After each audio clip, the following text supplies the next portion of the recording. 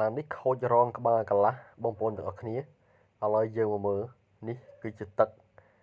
កន្លែងដែលខ្ញុំចង់ឲ្យហ្នឹងគឺជាទឹកដែលជ្រាបចូលទឹកនេះជ្រាបចូលពីតាមរងជ្រាបចូលពីរងតាមរងក្បាលកន្លះហ្នឹង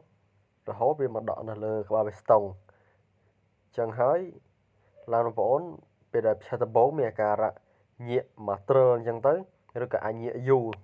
ទៅតាមលិចតិចឬក៏លិចច្រើនអញ្ចឹងណាឥឡូវយើងមកមើលទាំងអស់គ្នាឥឡូវនេះយើងមកមើលប្រហោងប៊ីស្តុងប្រហោងប៊ឺស៊ីហ្នឹងយើងឆ្លោះមើលហ្នឹងហើយ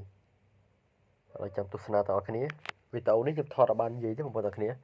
ខ្ញុំមកយកមកនិយាយក្រៅអញ្ចឹងជាបើសិនជាខុសឆ្គងអីសូមអធិស្ឋានផង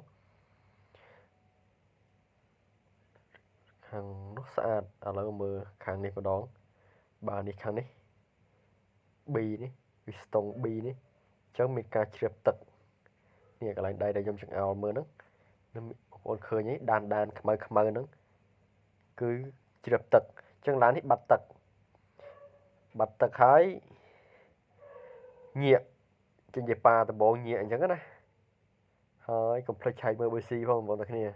ឡាននេះ BC Bbin គាត់ដូរហើយអស់ហើយប៉ុន្តែ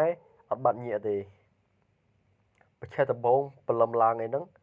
គឺញាក់មកទ្រើបាត់អញ្ចឹងបញ្ហាដែលញាក់ព្រលឹមឡើងឬក៏ញាក់ពេលដែលយើងទុកចោលយូរញាក់មកទ្រើហ្នឹងបងប្អូនមិនបាច់ដូរ BC ឬក៏មិនបាច់ដូរ bin ទេនេះជាមិនមែនជាបញ្ហាដែលខូច BC ឬ bin ទេ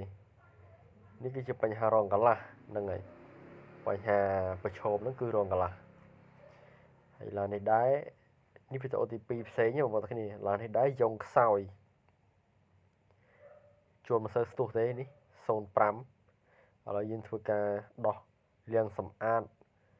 លាង BC លាងអីឡាននេះ BC ក៏ធ្លាក់ដែរ BC ខូចអស់ហើយបងប្អូនគ្នាអញ្ចឹងយើងត្រូវការដូរ BC មកឈុតចោល BC ក៏ធូរថ្លៃដែរទេយើងដាក់មក